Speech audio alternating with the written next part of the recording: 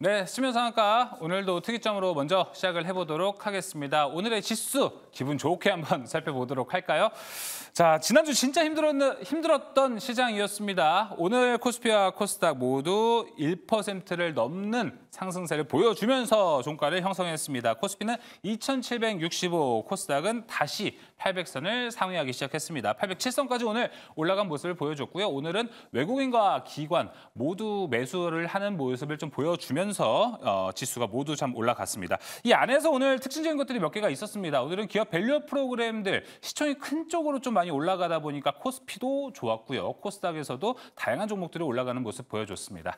자, 이번 한 주 월요일처럼 쭉 갔으면 좋겠는데요. 어떤 이야기를 한번 나눠볼지 이번 주 전망들 월수팀과 함께 나눠보도록 하겠습니다. 월수팀 바로 소개하도록 하겠습니다. 백인현 매니저, 조범수 매니저, 김병진 매니저 나왔습니다. 어서 오세요. 안녕하십니까. 자, 기분 좋은 한 주가 시작됐습니다. 백인현 매니저님. 네. 이번 주는 좀 지난주의 상처를 치유할 수 있는 시간이 될까요? 일단 월요일 시장은 기분 좋게 출발했는데 글쎄요. 사실 아직까지 개인적으로 봤을 때는 아직까지 투자에 신중해야 될 때가 아닌가라고 생각을 하고 있습니다. 다행히 오늘 외국인 같은 경우 코스피 시장에서 집중적으로 매수가 일어났는데 일단 대표적으로 가장 많이 매수했던 게 SK하이닉스를 1,746억 원 매수했고요. 네. 그리고 신한지주나 현대차, 밸류업 관련 종목들 전반적으로 매수에 들어갔다라고 보시면 될 것 같습니다. 보통 최근에는 안 그랬는데 한 달 전까지만 해도 외국인과 기관 같은 경우에는 시장이 애매할 때 밸류업 프로그램 관련 종목들 많이 매수했거든요. 근데 오늘 같은 경우 저피비알 우리금융지주 물론 이슈가 있긴 했었지만 저 PBR 관련해서 밸류업 프로그램 관련 종목들을 집중적으로 매수했고 그 외에 사실 반도체 관련 종목들은 뚜렷하게 급등했다라고 보기는 어렵습니다. 몇몇 종목들이 급등하긴 했지만 전반적으로 HBM 관련 종목들이 그동안 시장을 이끌어왔는데 HBM 관련 종목 중에서도 한미반도체도 오늘 특별히 급등한 움직임은 보이지 않았고요. 예. SK하이닉스나 삼성전자 전반적으로 약간 소폭 상승한 정도로 마무리가 됐는데 일단 시장이 움직이기 위해서는 바이오가 움직여야 되고 반도체가 움직여야 되는데 반도체 쪽에서는 아직까지 물음표가 많기 때문에 맞아요. 전반적으로 시장이 이번 주 지속적으로 뻗는다라고 단언해서 말씀드리긴 조금 어려울 것 같습니다. 그 말씀은 반도체에서 뭔가 움직임이 나와야 시장이 좀 더 연속성 있게 올라가겠구나 이렇게 생각을 해도 되나요? 네, 맞습니다. 일단 가장 글로벌 시장에서 지표는 엔비디아라고 보시면 될 것 같고 그리고 가장 중요한 부분은 최근에 오픈 AI가 수익성이 조금 뚜렷하게 나오지 않는다라는 기사가 계속해서 나오고 있습니다. 맞아요. 엔비디아의 가장 주 고객사는 오픈 AI인데 그쪽에서 본격적으로 수익이 나오지 않는다라면 반도체도 인공지능 반도체 같은 경우에도 캐즘 현상이 나타날 수 있기 때문에 전기차처럼 그렇기 때문에 사실 오픈 AI 쪽에서 조금 수익이 잘 나온다는 기사가 동반돼야 되고 그 영향으로 엔비디아가 주가가 올라가야지만 반도체 관련 종목들은 조금 더 확신 있게 올라갈 수 있지 않을까라고 보고 있습니다. 예, 알겠습니다. 반면에 조범수 매니저님, 이번 주 한 주 월요일은 되게 퀄리티 스타트를 보여줬거든요. 근데 이번 주 FOMC도 기다리고 있고 다양한 일정들이 되게 많습니다. 그러다 보니까 전 사실 오늘 월요일 아침만 해도 또 우리 맨날 나오는 말 알죠? FOMC가 있는 주 월요일에는 FOMC 경계감에 국내 증시 관망세 이런 이야기가 나올 줄 알았거든요. 근데 오늘은 증시가 좀 좋았습니다. 이런 이야기들 어떻게 보면 FOMC에 대한 경계감이 좀 사라지고 있다고 봐도 되나요?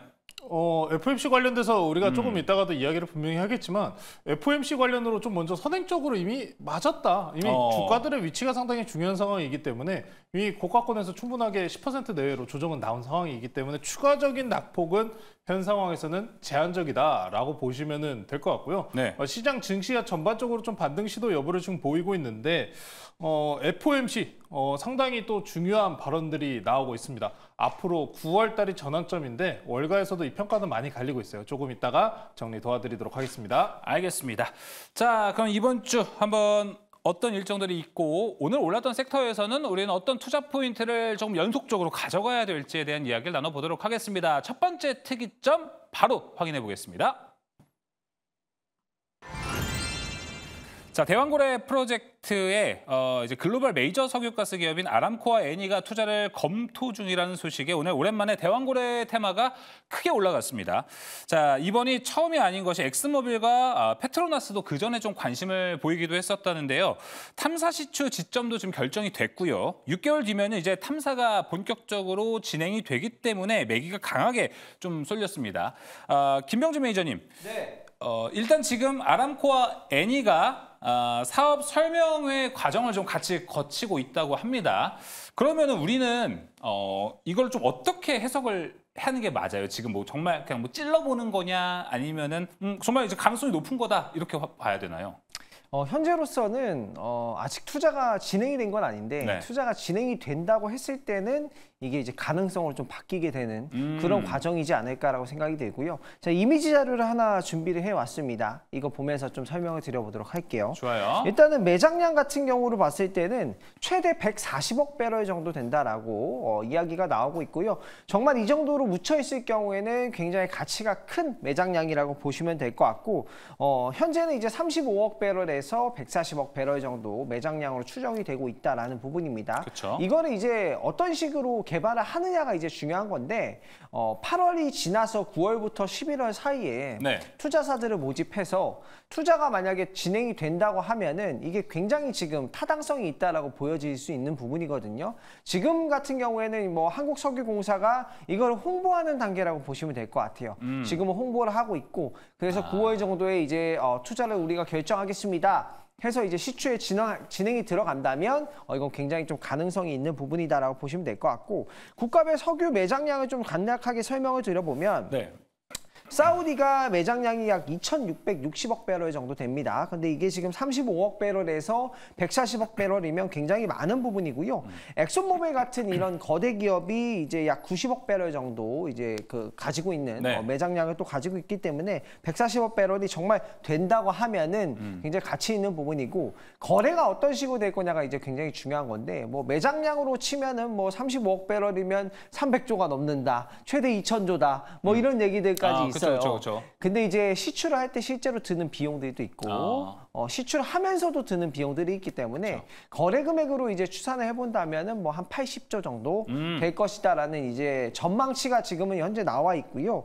일단은 투자사가 진행이 들어가야 될 것 같아요. 들어가야 되는 부분이고 핵심은 이거예요. 또 이게 가능성이잖아요. 어떻게 보면 개발 가능성. 심해 2km에 있거든요. 그래서 심해 시추이기 때문에 그 심해 시추를 하는 사례가 있는가를 제가 또 찾아왔는데 심해 시추를 하는 사례가 있습니다. 실제로 이제 멕시코만에서 심해 시추를 하고 있는데 심해 2km 정도면은 사실상 굉장히 시추 난이도가 높은 부분이에요. 예. 그래서 투자사가 나온다고 하더라도 정말 이 대형 메이저 글로벌 메이저들이 좀 붙어줘야 이거를 시추가 좀 가능하지 않을까 예. 이렇게 생각을 하고 있고 일단 뭐 우리나라의 역사적인 사례로 봤을 때 뭐 동해안 쪽에 가스전이 없었던 건 아니에요. 실질적으로 있었기 때문에 역사적인 사실로 봤을 때도 이 테마주가 저는 조금 더 지속은 될 수 있다라고 생각이 드는데 다만 일정을 보시고 9월부터 11월 사이에 투자가 좀 이루어지지 않는다.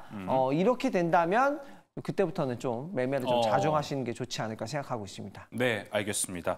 자, 그렇다면은 조범수 매니저님한테도 한번 물어보고 싶습니다. 이게 이제 뭐 아람코랑 에니를 이제 우리가 투자 설명을 하는 거잖아요. 이제. 네. 근데 이 과정이 예를 들어 그 전의 과정이 되게 궁금한 건데 아람코랑 에니가 저 대왕고래 프로젝트 상당히 가능성이 있는데 해서 우리 얘기 좀 해볼까 이렇게 봐야 되나요? 아니면은 여기에서 우리나라에서 어떻게 보면 방문 판매 형식이라고 해야 되나요? 뭐 가서 우리 이러이러한 거 하는데 한번 들어볼래요? 이런 식으로 봐야 되는 건가요? 뭐 그 투자는 뭐 알아서 한다고 다들 네. 우리도 투자는 여러분 개인의 선택이 있습니다라고 그러니까 제가 말씀하시고요. 이걸 물어본 이유는 사실 네. 이 테마가 아람코랑 애니라는 그 네임 밸류 때문에 좀 테마가 형성이 더 강하게 올라간 것 같아서 물어보는 거예요. 맞습니다. 근데 이게 과거부터 근데 굳이 아람코뿐만 아니라 엑슨모빌도 있었고 페트로나스도 있었어요. 그러다 보니까 네, 이번에 중동 머니라는 게 오일 머니라는 게 너무 크다 보니까 좀 그쵸. 변동성이 생겼다라고 보시면 되는데 좀 오늘장 특히나 금요일이랑 오늘장까지 연속적으로 해서 좀 재밌었던 부분은 네. 항만 관련 항만 관련이 좀 많이 변동이 됐잖아요. 항만. 이번에 부산항 쪽으로 또 변경이 됐잖아요. 결론적으로는 기대치가 높았었던 포항 쪽에 가까운 쪽보다는 부산항으로 지금 바뀌면서 오늘 그래서 올라갔었던 종목들이 KCTC 그리고 태광이거든요. 근데 이 종목들 한번 보시면은 진짜 재밌는 게 먼저 올랐어요. 특히나 KCTC 금요일 날 상한가 들어갔습니다. 이거 왜 그러면은 상한가를 들어갔을까? 이거 쿠팡 관련주로 상한가 들어갔습니다. 맞아요. 그리고 오늘장 띄우고 차익 실현 물량까지 딱. 야, 가끔 가다가 정말 이런 모습들 보면은 정말 어디 정보가 새는 거 아닌가. 정말 그런 생각까지 들 정도입니다. 그러다 보니까 항만 관련 섹터 같은 경우에는 좀 주의하실 필요는 있어요. 테마성이 가장 강한 건 그쵸. 항만 관련주, KCTC 그리고 세방. 이름은 참 이쁩니다. 세방 연속적으로 갖추면 참 좋은. 한방, 두방, 세방. 한방, 두방, 세방, 세방 그리고 뭐 동방 뭐 이 정도 있는데. 예. 네, 알겠습니다. 어쨌든 지금 이런 부산항 관련주들 이런 종목들 많이 올랐어요. 근데 제가 7월달 내내 에너지 관련주 트럼프랑 이쪽 동해 관련주로 엮어서 계속 추천드리고 설명을 많이 드렸었잖아요. 네. 제 예상보다 조금 더 빨리 나오지 않았나 싶은데. 저는 지금 상황에서 그러면은 이거 그래도 테마성 높고 나는 이 정부 정책 이거 난 싫다 말 같지도 않다 이런 분들 분명히 많아요. 네. 자, 이러신 분들께서는 그럼 좀 안정적으로 가시기 위해서는 관광 관련주를 보시는 게 좀 맞다고 생각을 어떤 합니다. 관련주? 관광. 아하, 송유관, 예, 예. 관광, 아하, PT 그쵸. 이쪽이 좀 상당히 좋아요. 이제 특히나 중국에 대해서 수출 규제권과 관련돼서 수혜도 받고 트럼프 쪽으로도 수혜도 되고 거기에다가 대왕고래까지도 수혜가 되고 그러니까 일석삼조적인 모습이랑 안정적으로 투자하시긴 눌렸을 때마다 사자라는 포인트로 지금 보기 상당히 좋습니다. 예. 게다가 정치 테마성으로 따졌을 때 미국 대선 3개월짜리 먹거리입니다라고 말씀드렸다시피 대왕고래도 이렇게 가면은 기간이 좀 상당히 길 수 있어요. 그쵸. 제가 자료 한번 일정 한번 보실 텐데 네. 일정 기준으로 이제 또 9월 달에 2차 전략회의도 들어가고요. 12월 그리고 내년 1월까지 탐사 시추 개시까지. 이제 우리가 시장에서 좀 관심도가 좀 빠지면서 조정이 한 달 정도 좀 나왔다 하는 시점에서 항상 재밌게도 이런 테마성 뉴스들이 함께 올라와 줍니다. 그쵸. 그러니까 재료가 시장에서 테마 매매를 항상 하실 때는 재료가 끊임없이 계속 나오는 게 중요해요. 이처럼 대왕고래 개발 일정표라고 해서 계속 지속적으로 내년 초입, 올해 말까지도 좀 연속적으로 나올 가능성이 있고 트럼프까지 연결해서 보시면은 관광 관련주 꼭 보실 필요 있다라고 저는 항상 좀 강조드리고요. 네. 제가 그래서 포트내에 있는 게 휴스틸인데 이거 이따 리뷰에서도 좀 이야기를 하겠지만 예. 윗골이 맞았죠. 이제 근데 다만 이 대왕고래와 같은 테마, 특히나 아니면은 대선 관련 테마들 같은 경우에는 시장이 반등이 나올 때 수급이 큰 자금 쪽으로 쏠리는 경향이 있어요. 오늘 같은 경우도 은행주나 아니면 SK하이닉스, 삼성전자 그리고 신규 IPO 종목 수급이 지금 굉장히 제한적인 상황이기 때문에 부각 여부로에 따져가지고 대장주와 그 2, 3등주의 변동성은 충분히 달라질 수 있습니다. 네. 다만 강간주들 이렇게 눌린 구간에서 계속 모아 가셔야 된다라고 좀 말씀드리면서 이제는 실체가 생기려고 하는 구간입니다. 실체가 생기려고 하는 만큼 네, 정부에서 뭐 계속해서 좀 분명히 야당 여당 하면서 말은 많이 나올 수 있지만 제가 지난 시간에도 그런 말씀 드렸잖아요. 여러분들 집 마당 앞에 화력발전소, 원자력발전소 짓는다고 하면은 오케이 하시겠습니까? 아무도 안 한다고 말씀드렸다시피 에너지 사업은 필수 사업입니다. 앞으로 금리 인하도 찾아오는 만큼 에너지에 대한 변동성 그리고 준동에 대해서 아직도 어지러운 시황까지 같이 엿붙여 보신다면은 우리나라도 이런 개발은 필수적으로 좀 진행이 돼야 하지 않나라는 제 개인적인 생각까지 밝히면서 네. 대왕고래 관련주 관심 있게 보시면 좋을 것 같습니다. 알겠습니다. 반면에 뭐 대왕고래가 오늘 잘 올라가기도 했고 뭐 한 달 전에 이제 테마가 처음 생겨났을 때 폭발적인 상승세가 나왔기 때문에 어떻게 보면 수익을 좀 가져다주는 섹터 테마로는 확실히 인식이 좀 됐습니다. 근데 반면에 테마성이 짙다라는 것 때문에 오히려 투자를 좀 꺼리시는 분들도 있습니다. 오히려 그 기반의 의견은 좀 어떤지. 또 백인현 매니저님 같은 경우에는 펀더멘탈 투자 밸류를 그쪽으로 좀 많이 주는 편이기 때문에 백인현 매니저님 생각은 좀 어떨지 궁금해요. 일단 사실 이제 뭐 개인적으로는 대왕고래 테마가 판을 칠 것 같긴 합니다. 판을 치면 우리 국내 증시가 오히려 조금 굉장히 안 좋아지지 않을까라고 생각을 해요. 기본적으로 테마가 판을 치는 시장 같은 경우에는 우리 보통 시장이 하락할 때 뭐 최근에 가상화폐라든지 그리고 뭐 일부 테마들이 막 급등할 때 과거에는 이제 초전도체 관련 종목들이 막 급등할 때 그때 전반적으로 시장 상황이 좋지 않았거든요. 이것도 마찬가지라고 보고 있습니다.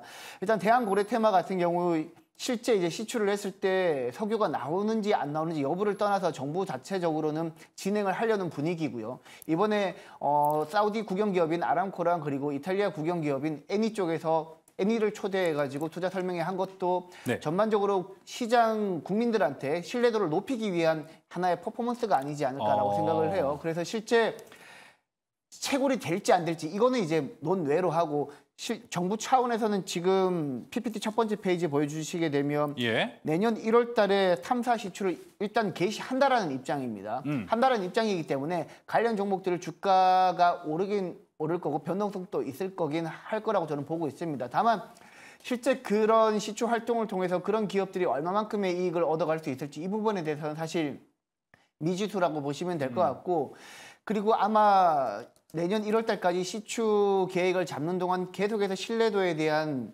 갑론을박이 있을 겁니다. 그래서 사실 뭐 대한고래 관련 종목들 같은 경우에는 저는 여태까지 매매를 안 했지만 물론 그쵸? 이제 주가는 잘 올랐어요. 주가는 잘 올랐고 최근에 조정을 받은 상태에서 다시 한번 부각받고 있기 때문에 뭐 내년 1월 달 시추한다라고 봤을 때는 또 움직일 거라고 저는 보고 있습니다. 하지만 여러분들이 그래도 주식시장에 들어와 가지고 본격적으로 매매를 했을 때 이런 종목들 매매하는 것보다는 최근에 실적 좋은 종목들이 바닥에 있는 종목들이 워낙 많은데 굳이 그런 종목들을 냅두고 이런 종목들을 매매하는 건 사실 조금 바람직하지 않다라고 보고 있습니다. 다만 테마 관점에서는 충분히 변동성이 있을 수 있으니까 트레이딩에 강하신 분들 같은 경우만 매매하시기를 개인적으로는 권해드립니다.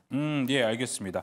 그렇다면은 지금 이제 앞서 봤던 자료 이제 조범수 매니저에 이어서 백인현 매니저 똑같은 자료를 보여주셨는데 9월에 이제 2차 회의를 앞두고 있단 말이에요, 백인현 매니저님. 네. 그럼 그동안 지금부터 9월까지 조금 시간이 남아 있어요. 8월 한 달이라는 8월이 생으로 한 달이 있는 거죠. 어떻게 보면은 그러면요 그 사이에 오늘 나온 얘기들 있잖아요. 네. 이제 아람코와 뭐 애니 같은 데에서 조금 신빙성 있는 얘기가 나왔어요. 우리 여기에 투자하겠다라는 이야기가 나오면 그때는 테마에 대한 신뢰성이 확 올라가겠죠? 당연하죠. 그때는 이제 테마에 대한 신뢰도가 올라가면서 전반적으로 많이 급등할 수 있는 발판이 마련될 수 있을 거라고 보고 있습니다. 다만 이제 그들 기업이 투자 설명에 넣고 만약에 참가를 안 한다라면 그건 또 얘기가 달라지는 거거든요. 일단 미래의 일은 알 수가 없습니다. 그리고 실제 참가한다고 하더라도 단기적인 테마에 그칠 가능성이 저는 높다라고 봐요. 사실 우리가 뭐 사례로 하나 들면 원자력 테마 한번 사례로 들면 우리가 일반적으로 체코 원전 수주를 했을 때 원자력 관련 종목들이 급등할 거라고 예상한 전문가들이 굉장히 많았을 겁니다. 하지만 실제 체코 원전 수주 이후에 원자력 관련 종목들은 급락하기 시작했어요. 뭐 여러 가지 이유가 있겠지만 뭐 세론 이슈도 있겠지만 뭐 체코 원전을 다른 뭐 프랑스가 제시한 가격보다 훨씬 더 낮은 가격에 수주했기 때문에 저가 수주 논란도 있기도 하고요. 그렇죠. 그렇기 때문에 사실 원전 관련 종목들도 정부에서 얼마나 밀고 있는 사업입니까? 그럼에도 불구하고 체코 원전 수주 이후에 조정을 받았는데 대한고래 같은 경우에도 사실 이게 실제 시추해가지고 석유가 나올지 안 나올지는 모르겠지만 뭐 아람코랑 뭐 이탈리아 기업인 애니가 참가하게 되면 일단 단기적으로 폭발적인 시세는 나올 거라고 저는 봐요. 하지만 그 이후에 내년 1월 달까지 시추 기간이 굉장히 기간이 많이 남아 있잖아요. 네. 그 이후 동안에는 주가가 오히려 하락할 수도 있다라고 저는 생각을 하고 있기 때문에 단기적으로 이슈는 이슈에 대응을 하자. 예전에 제가 원자력 관련 종목들 매매할 때 말씀을 드렸듯이 우리나라 윤석열 대통령이 해외에 나가서 원자력 관련 이슈가 나올 때 그때 매도하고 아무도 관심을 안 가질 때 매수하자 이렇게 말씀을 드렸듯이 대한고래 테마도 비슷한 관점에서 여러분들이 접근을 하시면 될 것 같습니다. 일단 지금 많이 부각되면서 많이 오른 상태에서 매수하기보다는 나중에 아무도 관심이 없을 때 매수했다가 뭐 9월 달 뭐 안장관 주제 2차 전략 회의 있을 때 네. 그리고 내년 1월 달 시추 앞두고 이런 식으로 여러분들이 약간 타임라인에 맞춰가지고 매매하신다면 충분히 수익을 거둘 수 있지 않을까라고 보고 있습니다. 알겠습니다. 오히려 좀 뭐 수급이 좀 비었을 때, 테마가 조용해졌을 때 몰래 살짝 사놨다가 이슈가 다시 한번 불거지면 그때 매도하는 전략 좋다라고 이야기해 주셨습니다. 이 얘기 듣자마자 저도 어떤 아이디어가 좀 떠올랐습니다. 자, 이번 주 한 주 스타트는 우리가 지금 대왕고래 테마로 월요일이 스타트가 됐거든요. 근데 지난주 테마 생각해보면요. 여러분들 다 생각하실 겁니다. 미국 대선 테마가 지난주 한 주 내내 시끄러웠습니다. 근데 오늘 대왕고래가 모처럼 올라가니까 대선 테마가 좀 재건주들 좀 조용한 모습이었습니다. 그 이럴 때 담아가는 전략 괜찮지 않을까? 바로 생각이 드는데요. OX 확인해 볼까요? 매니저님들? 자, 지금 대왕고래 테마가 올라갔습니다. 미 대선 테마가 조용해졌습니다. 나라면 그건 지금 미국 대선 테마를 사겠다. OX. 얘기해 주세요. O는 대왕고래, X는 대선 어때요? 둘 중에 하나를 둘중 선택해야 하나로 된다. 차라리. 둘 다 사는 전략은 없습니까? 그게 제일 좋긴 하겠죠. 네. 알겠습니다. O가 대왕고래고요. X가 미국 대선 테마입니다. 들어주시죠. 하나, 둘, 셋. 자, 대왕고래가 이제 조범수 매니저가 대왕고래를 들어줬고요. 이제 백인현 매니저님과 김병진 매니저님은 미국 대선 테마를 들었습니다. 김병진 매니저님, 네. 한번 들어볼까요, 이야기? 사실 저는 둘 중에 하나를 선택하라면 뭐 대선 테마 쪽, 특히나 이제 요즘은 신재생 에너지 관련된 종목들 이슈가 계속해서 나오고 있고 관련돼서 진짜 투자 계획들이 구체화되고 있기 때문에 차라리 이런 쪽이나 뭐 ESS 관련된 종목들이 또 바닥권까지 내려왔기 때문에 그런 종목들이 저는 좋다라고 생각하고 있습니다. 알겠습니다. 그럼 백인현 매니저님 계속해서 들어볼까요? 네, 뭐 저 같은 경우에는 사실 미국 대선 테마가 뭐 하루 이틀 테마도 아니고 11월 달까지 저는 계속해서 이어진다라고 보고 있고요. 네.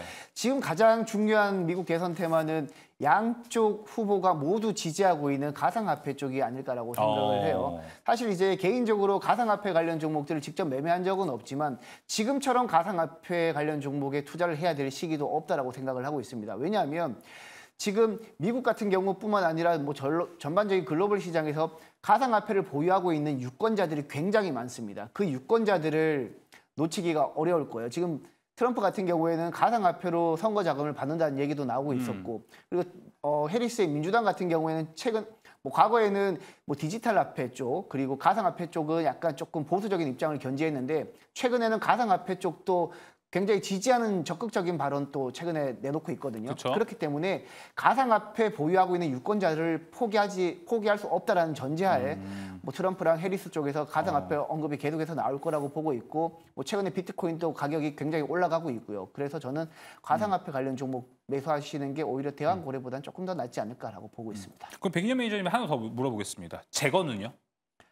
재건 관련 종목들도 좋다라고 보고 있어요. 지금 뭐 트럼프가 뭐 하루 만에 우크라이나랑 러시아 전쟁을 종식시킬 수 있다는 얘기도 하고 있는 만큼 일단 트럼프가 당선될 경우에는 우크라이나에 무기를 지원 안 해줄 거기 때문에 뭐 재건 관련 종목으로는 대표적으로 HD 현대건설기계나 HD 현대인프라코 이 두 종목 위주로 보시면 될 것 같고 중소형 종목 중에서는 뭐 DY파워 정도 보시면 충분히 무난하게 투자할 수 있지 않을까라고 보고 있습니다. 알겠습니다. 조범수 매니저는 이제 대왕고래에 손을 들어줬습니다. 테마도 나는 토종 테마만 하겠다 이런 건가요?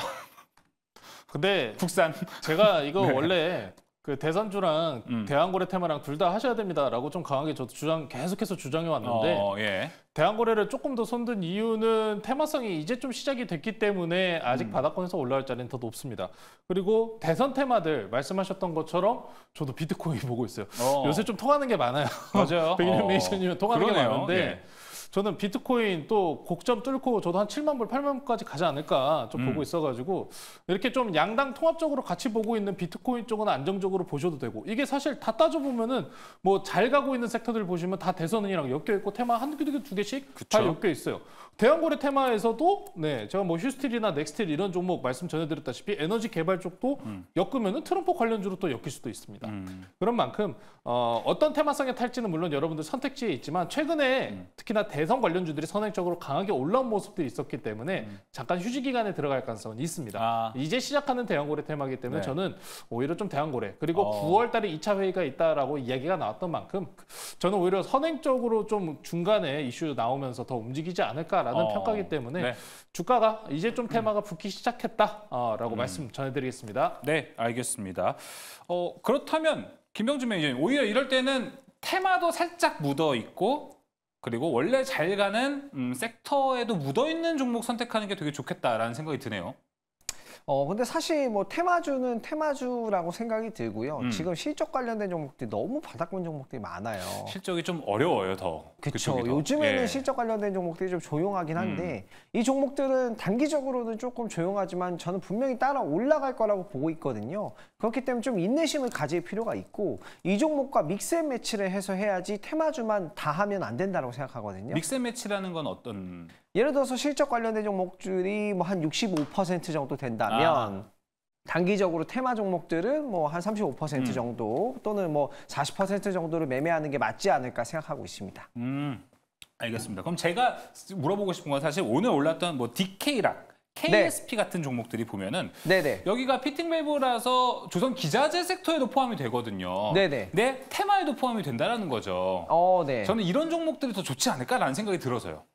피팅 밸브 관련된 종목들은 차라리 지금 괜찮다라고 또 생각이 드는 부분이 네. 워낙에 또 바닥권까지 내려온 종목들도 상당히 있거든요. 그래서 급등한 종목들 말고 좀 덜 오른 종목들에서 보시면 될 것 같고, 근데 대왕고래 테마도 사실 엄청나게 급등을 많이 했다가 네. 정말 바닥까지 다 내려왔어요. 정말 완전 바닥까지 내려오고 이제 반등을 나오는 거라서 제가 봤을 때는 차트 가격 라인을 정확하게 딱 설정하시고 매매를 하시는 게 좋을 것 같습니다. 알겠습니다.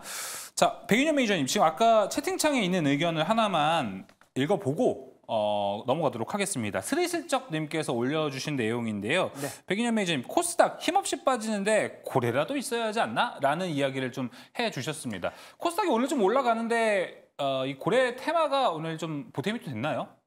뭐 보탬이 됐다, 아무래도 될 수밖에 없었겠죠. 아무래도 피팅 밸브 관련 종목들이 올라오다 보니까 보탬이 될 수밖에 없었을 텐데, 사실 이제 약간 역설적으로 저는 조금 들리기도 합니다. 사실 코스닥이 무너지는데 결국에는 테마라도 올라야 되지 않나, 뭐 당연히 맞는 말씀인데, 그런 마인드가 약간 우리 국내 증시를 약간 조금 힘이 없게 만들지 않나라고 저는 보고 있습니다. 우리 국내 증시가 약간 탄탄하게 올라가려면 그래도 많은 사람들이 생각하고 있는 실적 탄탄하고 성장성이 높은 기업들 위주로 올라가는 게 맞다라고 보고 있고, 약간 우리 투자자들도 약간 마인드를 바꿔가지고 네. 테마 매매하기보다는 그래도 실적이 성장하는 기업들 위주로 매매하시는 게 건강한 투자 습관에 좋지 않을까라고 보고 있습니다. 건강한 투자에 대한 이야기를 해줬고, 건강한 시장을 만들기 위해서 지금 정부에서 이제 기업 밸류업을 하고 있지 않습니까? 네. 저희 두 번째 특이점이 바로 기업 밸류업입니다. 이에 대한 건강한 이야기를 백인현 매니저가 준비를 해줬으니까 잠시 후에 많은 기대 바라겠습니다. 자, 그럼 일단 대왕고래 테마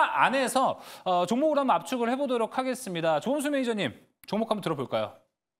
네, 아까 강조드렸다시피 송유관 쪽 보시는 게 좋고요. 휴스틸, 지금 제 포트에도 들어와 있는 종목입니다. 저는 이 송유관 관련주들 상당히 좀 중요하게 보고 있어요. 뭐 대한거래도 되고 트럼프 쪽도 되고, 앞서서 두 분께서 강조하신 실적도 기대되는 종목이다. 왜? 수출 비중이 높거든요. 그렇죠. 넥스틸 같은 경우에도 수출 비중이 60%, 휴스틸 같은 경우에는 40%. 특히나 북미양 비중도 상당히 높은 종목들입니다. 그래서 이번에 실적에 원차, 달러 환익차까지만 생각해 보셔도 잘 나올 가능성이 높겠는데? 라는 평가 정도는 충분히 할 수 있을 것 같아요. 그래서 소형화학 관련주, 특히나 피팅 밸브 쪽으로 화성 밸브만 좀 먼저 가고 있는데 앞으로 뒤쫓아갈 수 있는 종목들이니까요. 관심 있게 보시면 좋을 것 같습니다. 네, 휴스틸 이야기 들어봤고요. 김병진 매니저님은요? 네, 저는 대왕고래를 고르라고 한다면 대왕고래를 골라야 되지 않겠습니까? 네. 한국가스공사. 네, 이거 차트를 한번 좀 그 보여주셨으면. 자체를 보자.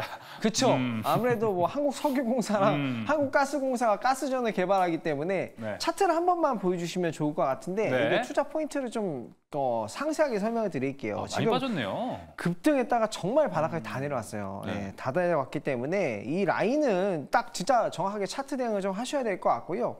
아무래도 시장에서 단기 매매 위주로 하시는 분들은 이런 종목 굉장히 좋아하실 거예요. 그렇기 때문에 저는 차트를 본다고 하면은 적어도 뭐 42,000원 라인 분봉상으로 여기를 크게 깨고 내려간다면 그때부터 이제 단기 매매보다는 좀 매도 전략도 나쁘지 않지 않을까라고 생각이 들고, 이 42,000원 라인을 크게 깨지 않는다면은 단기적으로 수급은 좀 살아있지 않나, 이렇게 평가를 해봐도 될 것 같습니다. 예, 알겠습니다. 자, 한국가스공사에 대한 이야기까지 들어봤고요. 첫 번째 특이점은 여기서 마무리를 해보도록 하겠습니다. 이제 두 번째 특이점으로 넘어갑니다. 두 번째 특이점 열어주시죠. 자, 오늘 시장에서 또 주목받은 섹터가 이 밸류업이었습니다.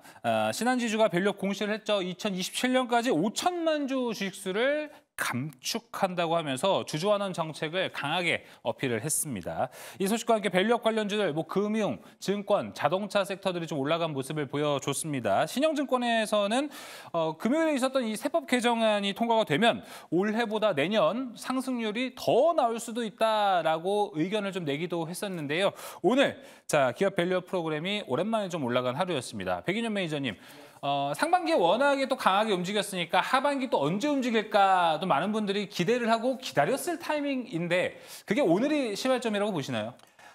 최근에 이제 뭐 밸류업 프로그램 관련해서 각각의 금융사들이 뭐 자기네들의 회사 정책을 이제 발표하기도 하면서 주가가 많이 오르고 있는데 PPT 첫 번째 페이지 한번 보여주시게 되면 네. 일단 뭐 밸류 프로그램에서 오늘 신한지주가 가장 강하게 움직였고요.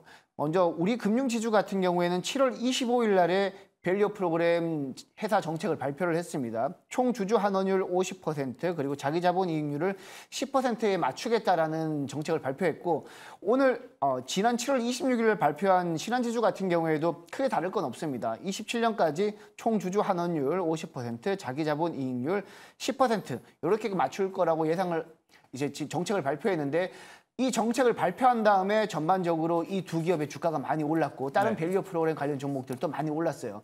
근데 저는 지금 이 수준 정도만 향후에 다른 기업들도 지속적으로 발표해 준다라면 향후에 뭐 밸류 프로그램에 적극적으로 참여하는 기업들 같은 경우에는 세제 혜택도 있을 거고 전반적으로 관련 기업들의 주가가 다시 한번 업사이드가 나올 거라고 저는 보고 있습니다. 다만 밸류 프로그램 관련 종목들은 제일 처음에 급등했던 시기가 올해 연초부터 한 1월 달부터 올라가기 시작했는데 그때부터 지금까지 대부분의 종목들이 50% 이상의 주가 상승률을 보여줬는데 많이 오른 기업들 같은 경우에는 70% 이상 주가가 오르기도 했는데 그때만큼 지금부터 다시 70% 올라갈 수 있느냐? 그건 아니라고 보고 있지만 그래도 지금처럼 시장이 어수선할 때는 밸류 프로그램 관련 종목들이 오를 가능성이 있다라고 보고 있어요. 왜냐하면 밸류 프로그램 관련 종목들 같은 경우에는 금융사들이 대부분인데 금융사들 같은 경우에는 시가총액이 크다 보니까 외국인과 기관 같은 경우 자금을 유입했다 투입했다 빼기가 굉장히 쉽거든요. 뭐 대표적으로 예를 들면 뭐 외국인 같은 경우 반도체 쪽에서는 삼성전자나 SK하이닉스로 투자를 집중적으로 하면서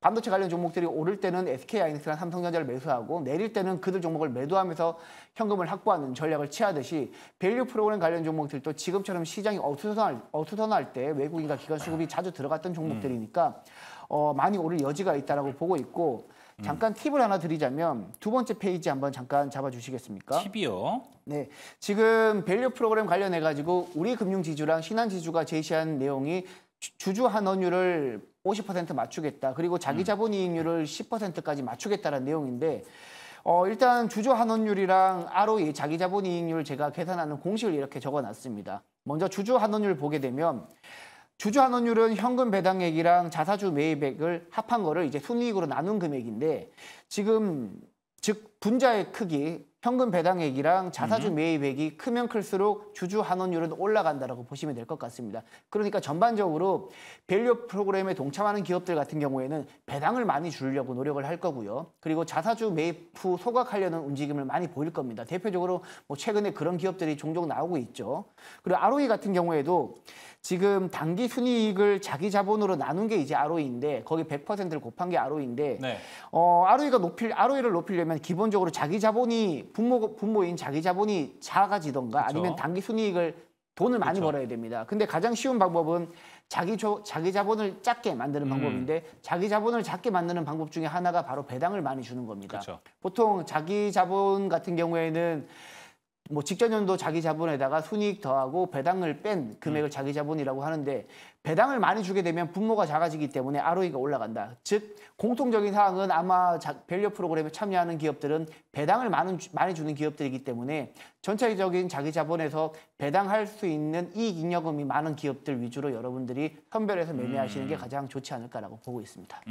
네, 알겠습니다. 백인현 매니저님 근데 설명을 해주신 거 잘 들었는데 시장이 어수선할 때 이렇게 기업 밸류업이 오늘 주목을 좀 받았다 이렇게 얘기를 해주셨어요. 네. 근데 뭐 시장이 어수선했던 게 오늘 뭐 요즘 하루인가요? 뭐 요즘 날 뿐인가요? 사실 뭐 5월도 그랬고요, 6월도 그랬고 매일 시장이 좀 어수선했는데 그때 또 나름 기업 밸류업은 조용하지 않았나? 이렇게 생각이 들거든요. 아니에요. 지금 신한지주랑 KB금융이랑 우리 금융지주 차트 한번 보시게 되면 굉장히 좋습니다. 지금 차트 한번 보시게 되면 신한지주도 7월부터 강하게 올라가지 않았나요? 근데? 네, 차트 한번 일단 제가 보여드리도록 하겠습니다. 신한지주 같은 경우에도 지금 차트 한번 보시게 되면 6월달 우리 국내 증시 굉장히 애매했는데 그때도 기관 수급은 들어왔고요. 특히 7월달 같은 경우에는 기관 수급이 폭발적으로 들어오면서 시세 차익이 나왔고요. KB금융 같은 경우에도 시장 변동성과 무관하게 지금 5, 6, 7월달 계속해서 좋은 모습을 보여드리고 있거든요. 그러니까 지금 보시게 되면 기관 수급이 강하게 들어왔던 것을 볼 수 있는데 기관 투자자나 외국인 투자자 마찬가지입니다. 지금 뭐 6월 달 같은 경우에는 그동안 5월 달에 시장을 이끌었던 화장품 관련 종목들이 조정을 받으면서 네. 굉장히 시장 개인 투자자들이 투자하기가 어려운 시장이었었는데 그때도 외국인과 기관 같은 경우에는 밸류 프로그램을 집중적으로 매수하면서 지금 굉장히 큰 시세 차익을 누리고 있다라고 보시면 될 것 같아요. 그래서 지금 향후에도 시장이 조금 애매할 때 뭐 지수 방어주인 뭐 대표적으로 뭐 조선 관련 종목들도 지수 방어주가 될 수 있겠고 뭐 최근까지 전력 인프라도 지수 방어주였는데 전력 인프라는 최근에 차익 매물이 나오는 모습이고 이제는 밸류 프로그램이 남아 있는데 뭐 지수가 불안할 때는 뭐 조선주나 밸류 프로그램 관련 종목으로 여전히 기관이랑 외국인 수급이 들어갈 가능성이 높지 않을까라고 저는 보고 있습니다. 네, 알겠습니다.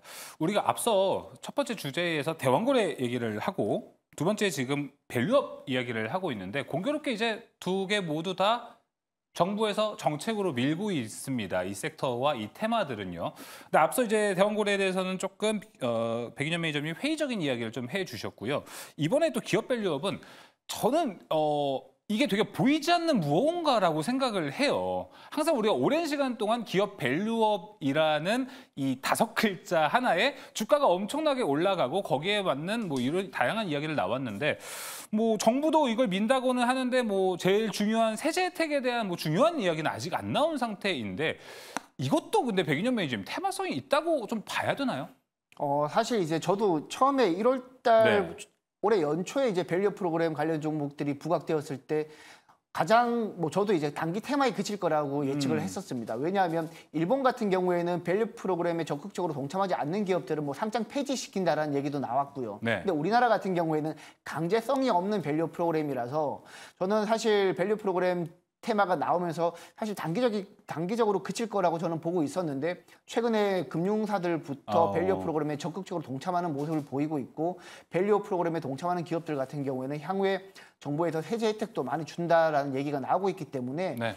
사실 금융사 입장에서는 향후에 금리가 인하되기 시작한다라면 수익 구조가 조금 안 좋아질 가능성이 있기 때문에 지금 이렇게라도 밸류 프로그램에 동참하면서 세제 혜택을 받아야지만 오히려 마진율이 좋아지는 그런 구조라고 저는 보고 있어요. 그래서 지금 사실 밸류 프로그램에 동참하는 기업들 같은 경우에는 지금 아까 우리금융지주랑 신한지주 소개해드렸는데 추가적으로 계속해서 나올 거라고 저는 보고 있기 때문에 네. 밸류 프로그램 관련 종목들은 지금보다는 업사이드가 조금 더 열려있지 않을까라고 보고 있습니다. 그럼 금융주들이 좀 선도부 역할들을 하고 있으니까 여기에 대해서 이제 혜택을 많이 받을 거고 기업 밸류업은 조금 더 실현이 되고 발현이 될 것이다. 우리가 이렇게 해석을 해보면 좀 될 것 같습니다. 근데 기업 밸류업도 상당히 많은 종목들, 많은 섹터들이 좀 포함이 되어 있습니다. 뭐 연초만 해도 그때는 저 PBR, PBR 일이 안 되는 종목들을 다 찾아보는 뭐 그런 일들도 좀 있었는데 지금은 좀 어떻게 많이 투자 포인트가 바뀌었을까가 좀 궁금한데요. 조은수 매니저님, 뭐 연초와 지금은 좀 많이 달라졌죠?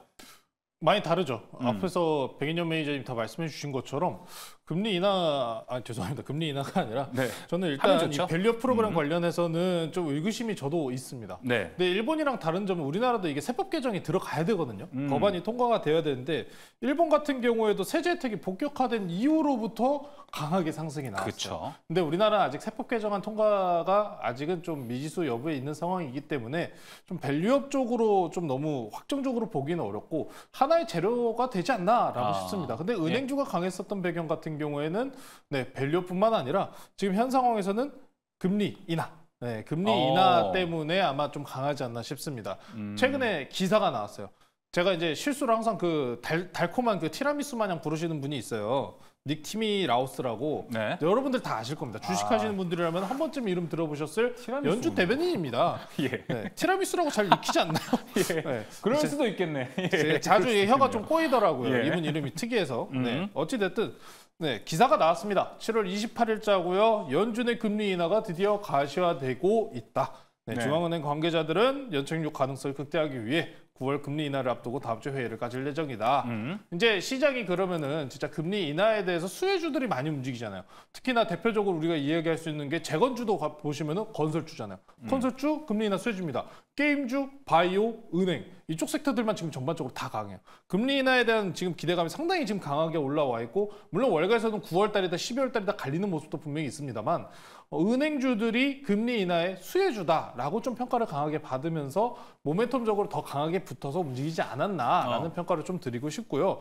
다만 이제 제가 여러 차례 항상 하는 이야기지만 실질적으로 금리 인하가 찾아온다면은 주의하실 필요는 있다. 그쵸. 라고 항상 좀 강조를 드리기 때문에 실질적으로 금리 인하 들어가면은 그러면 금융주들 더 가야 되는 거 아니냐라고 물어보신다면은 그건 일단 그때 가서 봐야 됩니다. 그때 예. 가서 봐야 되겠지만 조정이 나올 가능성도 완전히 지울 수는 없어요. 어. 금리 인하 같은 경우에 일반적으로 지금 일단 소프트 랜딩 쪽으로 보고 있습니다. 하드 네. 랜딩이 아니라 소프트 랜딩인 상황인데 여기서 경기에 문제가 생긴다면 하드 랜딩으로 변질될 가능성도 충분히 우리는 염두를 해놔야 합니다. 그래서 전반적으로 일단 이번 달 9월 달에 실질적으로 금리 인하와 관련된 언급 나오기 전까지는 시장 그러면 최대한 폭의 기대감으로 올라갈 가능성은 높습니다. 그래서 금융주들 안정적인 모습으로 보시기에도 상당히 좋은 종목이니까요. 최근에 이제 이번 달 굉장히 시장이 어지러웠잖아요. 그런 식으로 좀 안정적인 수익권을 좀 취하고 싶으신 분들께서는 은행주, 금융주 보셔도 괜찮겠다라고 말씀드리겠습니다. 네, 알겠습니다. 김병준 매니저님. 네. 뭐 계속 손 들고 있던데 왜 말 안 하세요? 저 순간에 생각을 하고 있었는데 예. 내용을 여기 이제 정리를 해와가지고 네, 막아 떴잖아요. 빨리 네, 말해주세요. 한번 좀 예. 다시 한번 보고 있었는 와중에 예. 말이 끝나서 이제 바로 좀 이야기해 보도록 할게요. 여기 이미지를 제가 가지고 왔는데 이미지를 네. 한번 보면서 얘기를 해보도록 하겠습니다. 예. 일단 저는 이제 밸류 프로그램이 굉장히 긍정적이다라고 좀 생각을 해볼 수 있는 부분이요. 일단 세법 개정안 관련돼서 이제 금요일 날 얘기가 나오고 금융주들이 이제 오늘 주가가 굉장히 좋았잖아요. 10년물 국채금리도 지금 한 4% 정도대밖에 안 되는데 국내 이제 금융주들의 배당 수익률이 나쁘지가 않아요. 한 4% 이상 되는 금융주들이 굉장히 많고 7% 이상, 8% 이상 주는 기업들도 굉장히 많이 있다라는 거죠. 그런 상황이기 때문에 여기에서 밸류업 프로그램이 올 하반기쯤에는 통과될 가능성이 굉장히 높아지고 있다라는 부분이고요. 물론 여당과 야당의 이제 합의가 있어야 되겠지만 그래도 이게 통과가 됐을 경우에 이제 기대되는 부분이 첫 번째 이제 금융투자세 폐지, 금투세 폐지, 그리고 밸류업을 이제 지원하는 꾸준히 배당하는 기업들의 이제 법인세를 좀 지원해 준다든가 뭐 이런 것들에 이제 세제 혜택을 줄 수 있을 것 같고 또 이제 하나 요즘에 거론되고 있는 거는 가상자산 과세 유예 뭐 이런 것들까지 전반적으로 이제 금융시장에 관련된 혜택들이 이제 많이 얘기가 되고 있고 이게 하반기에 통과될 가능성이 굉장히 높다라는 부분이 얘기가 나오고 있어요. 근데 이 밸류업 프로그램이 오늘 하루만 있었던 건 아니고요. 뭐 1970년대에도 뭐 너무 주가가 안 좋았을 때 뭐 얘기가 나왔었던 거고 뭐 2000년대에는 뭐 이 밸류업 프로그램은 아니지만 약간 좀 뭐 기업의 이제 방식 뭐 혁신을 좀 일으키자 뭐 이런 느낌으로 계속해서 이제 이어졌던 트렌드라고 좀 보시면 될 것 같아요. 두 번째 이미지를 한번 보도록 하겠습니다. 저는 이게 굉장히 긍정적이라는 게 뭐냐면 2008년도 같은 경우를 보면은 우리나라 이제 가계자산 구성도를 보면은 부동산 비중이 정말 압도적으로 많았어요. 근데 서브프라임이 한번 나오고 나서 그때서부터는 이제 금융자산으로 이제 조금씩 옮겨나가기 시작했다는 거죠. 근데 아직도 이제 전체적으로 봤을 때 2022년 기준으로 봤을 때 부동산 비중이 굉장히 높은 편이잖아요. 근데 이 밸류업 프로그램이 또 잘 됐을 때에 이것들이 좀 넘어올 수 있고요. 다시 첫 번째 이미지를 한번 보도록 하겠습니다. 우리나라 이제 금융자산의 이제 구성도를 보면요. 현재 이제 거의 대부분의 이제 현금성 자산을 다 예금으로 좀 보유하고 있어요. 그때 금리 인하도 앞서 조범수 매니저님이 잘 얘기해 주셨는데 현금성 자산을 다 예금으로 가지고 있는데 금리 인하가 이제 나오기 시작하면 그 예금성 자산이 이제 고배당주에 좀 옮겨나갈 수가 있잖아요. 그렇게 된다면 제가 봤을 때는 이거 밸류업 프로그램은 굉장히 증시에 우호적이다. 우리나라 이제 전체적인 이제 통계치로 좀 보시면 대부분의 이제 우리나라 이제 금융자산의 절반 가량은 현금과 예금으로 가지고 계시기 때문에 그 부분이 옮겨나갈 수 있는 키워드가 이제 금리 인하 그리고 밸류업 이게 이제 된다면 국내 주식시장은 저는 퀀텀 점프 충분히 좀 가능하다 이렇게 보고 있습니다.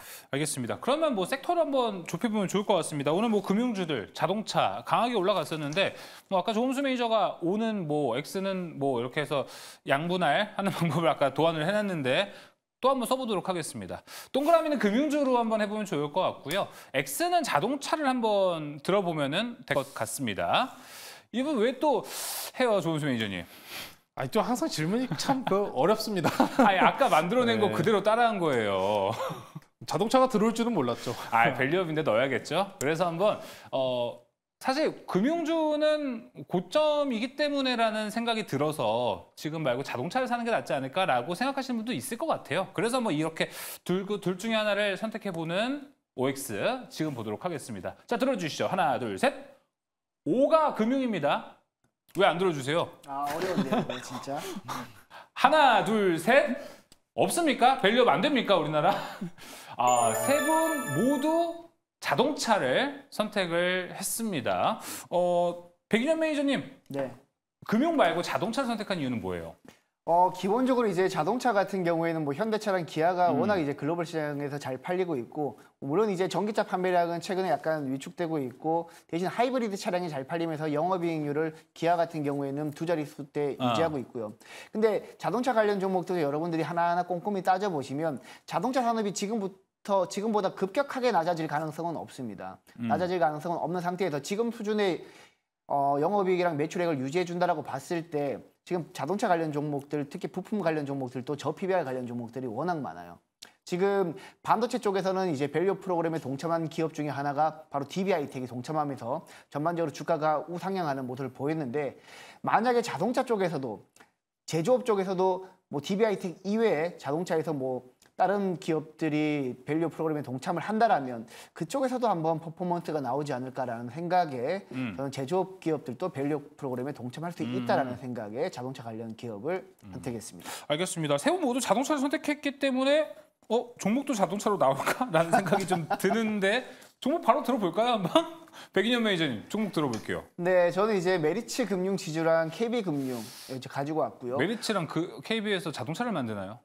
그렇진 않은데 이제 제가 종목을 선정한 기준 같은 경우에는 과거에 이제 기관과 외국인이 시장이 어수선할 때 가장 집중적으로 매집했던 금융주를 제가 가지고 왔습니다. 네. 우리 금융지주랑 신한지주 그리고 하나금융지주는 뭐 여러 종목들이 있었는데 우리 금융지주랑 신한지주 같은 경우에는 오늘 급등했기 때문에 논외로 치고 그 외에 이제 많이 매수했던 게 하나금융지주랑 메리츠금융지주 그리고 KB금융인데 그 중에서 이제 뭐 두 종목까지만 제가 선택할 수 있으니까 KB금융이랑 메리츠금융지주 가지고 왔습니다. 알겠습니다. 메리츠금융지주가 기업 밸류업 나오기 전에 금융주 안에서 주주 환원 정책을 제일 적극적으로 한 기업 맞지 않나요? 맞습니다. 그래서 지난 연초에 1월 달부터 3월 달까지 가장 가파르게 올랐던 종목이기도 합니다. 예, 알겠습니다. KB금융, 메리츠금융지주 같이 보시면 될 것 같고, 조은수 매니저님, 뭐 사실 우리가 첫 번째 이거 이야기를 할 때는 제가 장난으로 얘기한 건데 뭐 금융주 이야기를 하다가 나온 거니까 금융주 안에서 탑픽 종목을 골라주셔도 되고요. 뭐 자동차 안에서 골라주셔도 됩니다. 금융주는 저는 개인적으로 좀 많이 오른 종목들이 좀 많다고 평가를 하는데 관심 있는 게 한 종목이 있어요. 근데 문제가 있습니다. 카카오뱅크.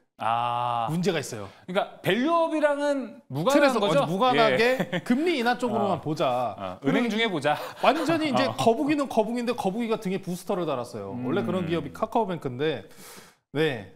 지금 지주에 문제가 있기 때문에 이게 지금 평가가 이미 악재적인 부분은 다 반영이 되었다라고 이야기가 나오고 있는 부분도 있습니다만 네, 일단 좀 오너 리스크가 좀 해소가 되는 모습이 보인다면은 금리 인하 시그널과 함께 강하게 갈 수 있는 인터넷 은행 카카오뱅크를 좀 보고 있고요.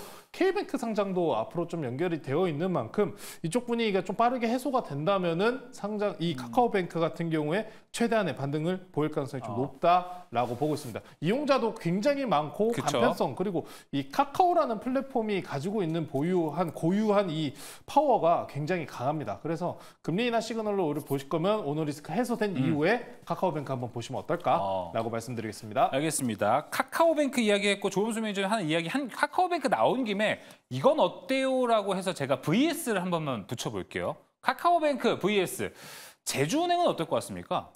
밸류업이랑 좀 생각을 해서 좀 성향이 좀 많이 달라요. 그렇죠. 카카오뱅크 같은 경우 인터넷 은행이고 제가 금리 인하 수혜 쪽으로 오히려 봅니다라고 말씀드렸는데 제주은행은 저도 과거부터 굉장히 자주 보는 종목인데 이 종목 같은 경우에는 채권금리 변동성과 맞춰서 움직이는 흔히 말해서 해지주입니다. 해지주예요. 그러다 보니까 금리 인하나 최근에 은행주들이 이렇게 수혜를 본다라는 평가에서도 움직이는 모습은 없습니다. 근데 최근에 보면은 2년물이랑 2년물, 10년물 장단기 격차 금리 차트들 보시는 분들은 아시겠지만 0% 구간까지 거의 지금 반등이 나왔거든요. 지금 보시면은 장단기 국채금리 격차가 지금 다시 계속해서 올라오고 있어요. 금리 인하 시그널까지 들어간다 한 이후로부터 채권시장 변동성까지 합쳐가지고 이번 주중에 나왔잖아요. 만약에 이게 올라간다면은 넘어간다면은 앞서서 이 회색 음영 구간들이 경기 침체 구간들입니다. 그러면은 제주은행이 날아갈 거예요. 그래서 해지성 종목이니까 아. 제주은행을 나는 좀 시장이 조정에 대해서 우려감이 있다 하시는 분들께서는 보셔도 괜찮고요. 예. 네, 둘 다 장단점이 있는 종목이라 뭐가 더 좋다 이렇게 좀 설명드리기는 어렵다라고 예. 말씀드리겠습니다. 어떻게 보면 그런 이야기를 들었을 때 제주은행이 올해 연초에 기업 밸류업이랑 움직였을 때 움직임은 이번에는 기대하지 않는 게 좋겠다라고 좀 들리기도 해요. 매니저님. 뭐 당장에 같이 안 움직여 주니까요. 그건 그렇게 좀 생각해야 예. 될 수밖에 없을 것 같습니다. 알겠습니다. 자, 이어서 김병진 매니저님, 금융주 안에서 골라주셔도 되고요. 자동차 안에서 골라도 됩니다. 네, 저는 오늘 주제가 금융주라서 금융주 쪽에서 이제 선정을 해야 되는 줄 알고 금융주에서 선정을 해왔고요. 네. 우리금융지주를 선정을 했고요. 다만 이제 금융주를 보실 때 연말까지 이제 최소 요구자본 비율이 살짝 올라갈 수 있어요. 최대 이제 11.5%까지 상향될 수 있는데 만약에 이 이슈가 이제 불거진다면 약간의 이제 금융주들도 변동성이 나올 수 있고 이 부분은 좀 참고를 해보시면 될 것 같고 이건 근데 아직 확정된 게 아니라 연말까지 아직 확정된 건 아니기 때문에 참고만 해보시면 좋을 것 같습니다. 알겠습니다. 자, 밸류업과 관련해서 금융주들 이야기 한번 쫙 들어봤습니다. 자, 이제 세 번째 특이점으로 바로 넘어가 보도록 하겠습니다. 자, 이제 하반기 주도주는 바이오가 되지 않을까요? 라는 이야기도 나오고 있습니다. 요즘 CDMO가 엄청나게 각광을 받고 있고 이쪽 종목들은 또 엄청나게 좀 올라가고 있습니다. 근데 조원수 매니저님, 최근에 CDMO 이야기가 정말 많이 나오거든요. 이 배경이 좀 어떻게 됩니까? 총 두 가지가 있죠. 생물보안법이랑 또 미국의 관세주의 정책 때문에 그런데 네, 제가 항상 사랑합니다 하고 말하는 삼성바이오. 네, CDMO 쪽에서 가장 대장격으로 강하게 올라가고 있습니다. 벌써 95만 원이에요. 95만 원입니다. 70만 원대부터 강하게 말씀 전해드렸었는데 벌써 삼성바이오가 강하게 지금 95만 원대입니다. 최근에 수급도 한번 보시면은 네, 개인들이 안 사요. 비싸거든요. 외국계 기관계 수급 너무 좋습니다. 계속 들어와요. 그러니까 CDMO 같은 경우에는 뭐 생물보안법 같은 경우에는 올해 연내 처리 가능성도 이야기가 나오고 있는 부분도 있고 중국권에 대한 규제가 가장 큰 수혜 쪽으로 보시면 되는데 자료 한번 같이 보실게요. 예. 이번에 CDMO 시장 관련해서 보유 캐파입니다. 우시바이오로직스 그리고 이 발음이 조금 제가 카탈렌트였나요? 이게 지금 발음이 제가 좀 애석한데 이 총 두 개 기업이 중국 기업이요. 22%입니다. 대략적으로. 이 중국 기업들이 북미향에 대해서 수출이 그런 반사수요로 삼성바이오로직스로 오는 게 아니냐. 전체 저 20%의 캐파가 다른 기업들로 수혜를 받는다는 겁니다. 그런 만큼 CDMO 시장이 더 좋아질 수밖에 없어요. 추가적으로 이번에 올해 FDA 승인 건수, 승인 약 제약수가 계속해서 늘어나고 있다 보니까 생산 제약에 대한 제약의 지속적인 CDMO 시장의 생산 개수는 계속해서 우상향할 수밖에 없는 시장이라는 겁니다. 삼성바이오로직스가 제가 과거부터 바이오 관련주들 중에서 너무나 저평가입니다라고 그쵸. 안전하게 바이오 하고 싶으신 분들은 이것밖에 없습니다라고 맨날 이것만 강조드렸는데 제가 오늘 공약 하나 걸게요. 무슨 공약이죠? 삼성바이오로직스 100만 원. 100만 원. 100만 원 간다 해. 커피 쿠폰 3잔. 오. 너무 짠가? 뭐 조은수 매니저가 이렇게 적극적으로 능동적으로 이벤트를 한다는 건 저는 언제나 환영입니다. 본 적이 없죠. 능동적으로 이벤트를 해본 적이 없습니다. 네, 사실 귀를 의심했어요 지금. 네. 10장까지 해볼까요? 그럼? 예. 네, 10장 정도까지는 준비해도 될 것 같은데 100만 원. 삼성바이오로직스는 그만큼 지금 시장에서 안정적으로 강세를 띠고 있는 종목이기 때문에 이게 항상 지난 차트에서도 보여드렸다시피 삼성바이오로직스가 주봉 기준으로 고가 넘어갔었던 게 100만 원하고 3만 원밖에 안 돼요. 예. 근데 지금 역대 과거 고가 기준 대비해서 영업이익 매출치도 이미 배로 넘어가는 수준이고 송도의 4공장까지 네. 더 좋아진다는 겁니다. 100만 원 넘어갈 수 있는 종목, 금리 인하의 바이오주들의 최고 대장격으로 이번에 수혜받는 종목이니까요. 보유하고 계신 분들께서는 일단 1차적으로 네. 100만 원까지 한번 홀딩해 보시면 어떨까? 오. 100만 원 가면은 기분입니다. 커피 10잔 한번 시원하게 쏴보도록 하겠습니다. 좋습니다. 이거 뭐 시간에 대한 기한은 따로 굳이 안 둬도 되겠죠? 금방 가겠죠? 기한 둘 필요 없이 바로 가지 않을까? 그래요? 네. 그러면은 저도 기분 좋게 오늘 시장도 오르지 않았습니까? 조은수 매니저 10개, 저도 10개 얹겠습니다. 그래서 20잔을 준비를 해서 저희 또 이벤트를 진행해서 시청자 여러분들께 두루두루 날씨도 덥지 않습니까? 이럴 때 시원한 커피 한 잔 또 마시는 게 좋기 때문에 이제 삼성바이오로직스 100만 원을 간다라고 한다면 조은수 매니저와 제가 10잔씩 준비를 해서 기분 좋은 이벤트를 진행을 한번 해보도록 하겠습니다. 백인현 매니저님 이렇게 기분 좋은 얘기를 하는데 컴퓨터만 쳐다보시네요.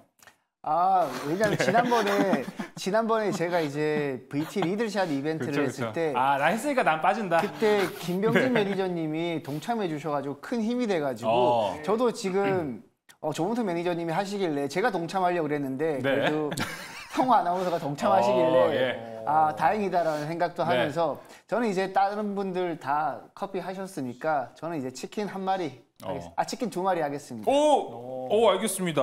치킨 2마리. 이렇게 좀 판이 커지고 있는데요, 김병진 매니저. 이렇게 되면 또 김병진 매니저가 저는 가만히 그러면- 있을 수가 없죠. 저는 그러면 바이오 시밀러가 삼성 바이오로직스만 있는 건 아니니까 셀트리온을 한번 해볼까요?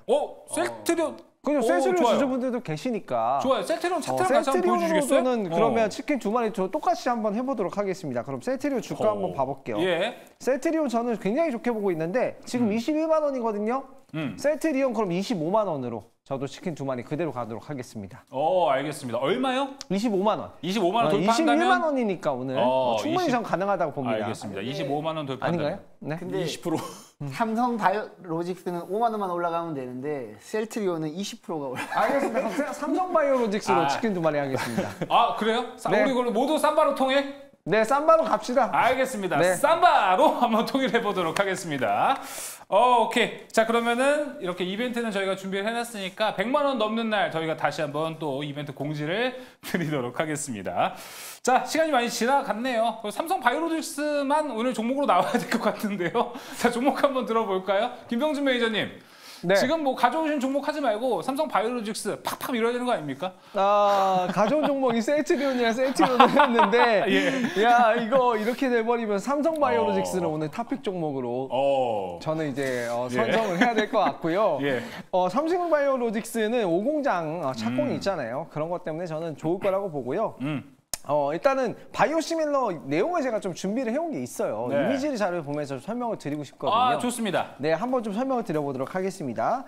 일단 지금 뭐 위탁 생산 관련돼서는 두 가지 모멘텀이 있습니다. 바이오를 위탁 생산, 의약품 위탁 생산하는 시장 같은 경우에는 2032년까지 연평균 12% 정도 계속해서 성장할 거라고 보시면 될 것 같고요. 바이오 시밀러 같은 경우에는 블록버스터 의약품이 특허가 끝나면 이거를 저렴하게 약을 만드는 거예요. 이 바이오 시밀러 시장은 연평균 2027년까지 26.5% 상승할 것이라고 보여지고요. 바이오 시밀러 보시면 블록버스터 의약품들이 계속 연간 단위로 특허가 만료가 되잖아요. 그래서 바이오 시밀러 관련된 기업들은 먹거리가 계속 있다라는 거예요. 그래서 주가가 100만 원이 아니라 그 이상까지도 충분히 가질 수 있다라고 보시면 될 것 같고, 뭐 삼성 바이오로직스는 5공장 수주 시작, 이 기대감이 또 있는 부분이고요. 셀트리온 같은 경우에는 진펜트라 출시. 그것 때문에 장기적인 이익이 좀 개선이 될 거기 때문에 저는 굉장히 괜찮다. 그리고 삼성 바이오로직스의 최대 이제 핵심 모멘텀 같은 경우에는 지금 제가 CDMO 업체들을 찾아봤는데 상위 5개 업체가 전체 시장의 50%를 점유를 하고 있거든요. 근데 그 이유를 보면은요, 유전자 치료제나 ADC 플랫폼, 이런 의약품을 만들 수 있는 바이오 시밀러 기업들, 의약품 위탁 생산 기업들이 좀 수혜를 볼 건데, 삼성 바이오로직스 같은 경우에 삼성 라이프 사이언스 펀드를 통해서 ADC 플랫폼 관련된 기업들도 많이 투자를 해놨잖아요. 그런 의약품들을 만들 수 있는 대응이 되는 바이오 시밀러 위탁 생산 기업이기 때문에 100만 원 한번 가보시죠.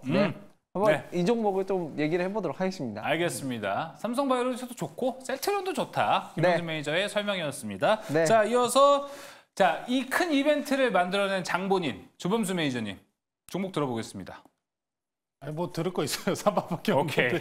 네, 무조건 삼바입니다. 네, 무조건 삼바고 뭐 100만 원 돌파 여부에 대해서 좀 의구심을 가지신 분들도 분명히 계실 텐데, 매출 영업치, 매출치가 굉장히 많이 늘어났어요. 연간 대비해서도 23년도 기준으로 한번 보시면은 정말 많이 늘어났어요. 22년부터 23년도까지 매출액 그리고 영업이익도 이렇게 크게 늘어났는데 이렇게 저평가받는 기업은 또 따로 없을 겁니다.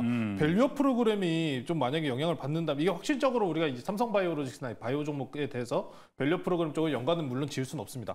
다만 매출이나 영업이 우리가 분기 이 기업의 성장치만 보신다면 삼성 바이오로직스가 100만 원을 못 넘어갈 거다라는 생각은 당연하게 넘어갈 수 있을 거란 생각은 100% 하실 수 있지 않을까. 삼성 바이오로직스 100만 원 넘어서도 쭉쭉 가기를 한번 기원해 보겠습니다. 백인현 매니저님은요? 네, 저도 삼바가 가장 좋을 거라고 생각을 하고 있고 사실 이제 저는 김명지 매니저님이랑 마찬가지로 사실 셀트리온도 굉장히 좋게 보고 있습니다. 근데 지금은 약간 CDMO에 약간 국한된 기업이다 보니까 삼바를 했고 만약에 제가 지금 매수한다면 솔직히 저는 셀트리온 매수할 것 같습니다. 알겠습니다. 삼바 100만 원, 셀트리온 25만 원. 나중에 좀 이런 거 관련해서도 이야기를 나눠보면 더 재밌을 것 같습니다. 자, 이렇게 오늘 삼성바이오로직스로 대동단결이 좀 됐습니다. 이런 날이 있을까 싶은데 이벤트가 걸렸기 때문이죠. 자, 삼성바이오로직스가 100만 원을 돌파하면요. 조범수 매니저의 커피 쿠폰 10개, 저도 10개, 김병진 매니저, 백인현 매니저, 치킨 쿠폰 2마리씩. 그럼 총 이제 커피 쿠폰 20장, 치킨 4마리 이벤트를 저희가 화끈하게 진행을 해보도록 하겠습니다. 삼성바이오로직스 꼭 잘 올라가길 고대하면서 특이점 모두 마무리를 해보도록 하겠습니다. 자, 이제 특이점을 마무리해보고 바로 특포대로 넘어가 볼 텐데요. 지금 수익률 대결 어떻게 펼쳐지고 있는지 화면으로 만나보시죠.